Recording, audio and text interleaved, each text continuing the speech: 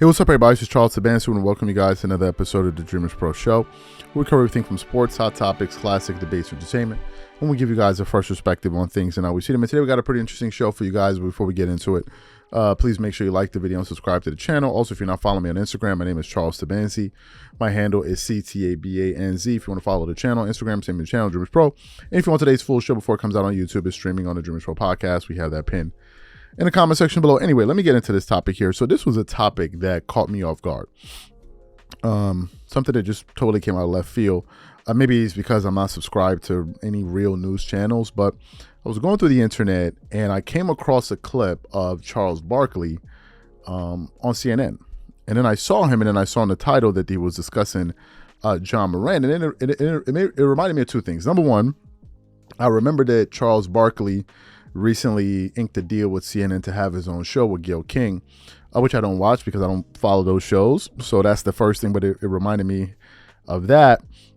And secondly, I said, okay, this is most likely going to be something right here that I think a good amount of people are going to disagree with. As you guys know, John Morant made his long-awaited return to the NBA this season after his 25-game suspension, right? So there was that. There was a lot of anticipation. And when he came back, on that first night, he came back, and with a bang. Not literally. I didn't mean, no pun intended. I didn't mean it like that. But anyway, he came back in a big way, and he had a very big game, and he ended up having the game-winning shot to win that game. And you could see he was excited. You could see that his teammates were excited and all of those different things, right? And there seemed to be this buzz around the NBA that John Morant is back. And the fact of the matter is, before Ja returned, before he had his issues, Ja was one of the stars that were rising rather quickly. A lot of people were beginning to think that he could actually go on to become the face of the NBA. Some people felt like people like Tracy McGrady thought that one day in the future we'd end up being an MVP in the league. And some people felt, or I forgot the report that I read where it had projected that John Morant would reach billionaire status faster than LeBron James did throughout his illustrious NBA career. So Ja had a lot of things going his way. So what happens? He comes back, he plays well. So then I click on this clip to hear exactly what Charles Barkley was saying about John Morant and the position that he took. But before we even get into that, this video is brought to you by our sponsor, Aura. Do you know what the fastest growing crime in America is today? It's identity theft. Imagine trying to log into your email only to see that your password has been changed. Then you start getting weird notifications from your bank and credit cards only to find out that all of your personal and sensitive information has been totally compromised. If you think it can happen to you and your family, just know that in 2020, over 49 million Americans were victims to identity theft, costing them a combined $56 billion. That is why we are excited to partner with Aura, who's the sponsor of this video. Aura is the #1 identity theft and financial fraud protection. Aura monitors the dark web and alerts you if any of your passwords and accounts have been breached. And funny enough, after using Aura, I discovered some of my credentials were floating around in the dark web, and the app showed me exactly when and where the breach happened. In addition, Aura allows you to set spending alerts, and they'll notify you of any suspicious transactions. Aura is 4 times faster than any of its competitors in alerting you if someone is trying to open a credit card or obtain a loan using your name. And remember this, every 14 seconds, someone becomes a victim of identity fraud. Don't let it happen to you. Now click the link in the description and try Aura for free for 2 weeks and see if any of you or your family's personal information has been compromised. Start your free trial at aura.com/dreamerspro. And when you try Aura, by using the link in the description below, also know that you're supporting this channel. Thank you. So what we want to do is want to play exactly what Charles Barkley had to say here, and then we're going to come back and react to his comments. Take a listen to what Charles Barkley had to say about John Morant. The thing that bothers me the most about Ja, but you want to explain the infraction? Well, he filmed himself. First of all, I never understand why anybody does social media. Because social media has, it might work for certain people. There's some redeeming values of social media, but I don't understand why you film yourself. Well, he didn't think people would see that. Well, he filmed himself with guns, Gail. Yeah. And twice. The thing I don't understand is, first of all, if you got friends filming you with a gun, when you think one of them will say, hey man, maybe we should have been filming you with a gun. Yeah. He got suspended 8 times the first time. Then less than a couple months later, he does it again. Mm-hmm. If your friends are that stupid, he lost like $8 million. That's a lot of money. He lost that much? Yes. Wow.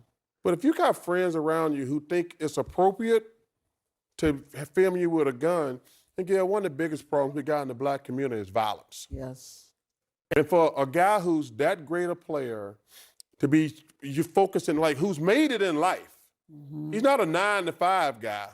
Do you dismiss it as, in addition to friends, hanging around, friends that don't have your best interests, do you think it's his age and that maybe he's learned, because he's 22, 23, right? Yeah, but let me tell you something. You do not need to film yourself with guns and things like that. I agree. It's just and I don't mind him having guns. He have guns, that's his own business. But there's no. Do you have a gun? I do. You do? A lot of them. Do you? I do. See, I'm scared of guns. Scared of them? Yeah. They come in handy when the crooks around. They don't come in handy. I mean, I feel safer with a gun, me personally. I don't touch my gun unless I go practice. I don't try to show it to anybody, but I feel safer with it. But I'm definitely not going to put it on Instagram like a damn idiot, especially after you had already did it one time and less than 2 months later you did it again. And I never want to get on TV and act like a hypocrite. I am a gun guy. I feel safer with a gun, but I understand it's my bodyguard, James Haywood, is a cop. We talk about it all the time. He said, hey, do not touch that gun except for 2 reasons. You're going to practice or you're going to shoot somebody. Anything else, and I've never shot anybody. You haven't? And have you ever shot the gun? Oh, yeah. Yeah, but I you've never, practiced. okay. But I wouldn't want to shoot anybody, but if I felt threatened, and like I say, I've been arrested a few times for fighting, but I would never touch the gun unless my life depended on it. So you heard his comments. Listen, I think that the mistakes Ja made, and they were head-scratching mistakes, if we're being frank, are behind him. I think he has paid the fine for his mistakes in terms of missing games, not being there to be able to help his team, who was floundering this season, one of the worst teams in the NBA. He also paid the financial fine. I think he lost about $8.6 million in salaries. But if you look at the overall amount of money that he lost in potential salaries, we're not making all NBA team, etc., I think it's somewhere around $60 million. So he lost a lot of money. I think he lost an endorsement as well along the way. So he lost a pretty nickel along the way. So Ja has faced the ramifications for his actions. And I think that the only reason one should bring up the things that he did in the past are if he does it again. But at this particular point, I think it's important that we kind of look forward because, listen, since he's returned, I know it's not a big deal, but the Grizzlies have won 2 games in a row, right? And a lot of people are now beginning to question, hey, can this team make it back into the playoff picture, or at least make it back into the play? And as we currently speak, they're 12 games below 500, if I'm not mistaken. 11 games below 500.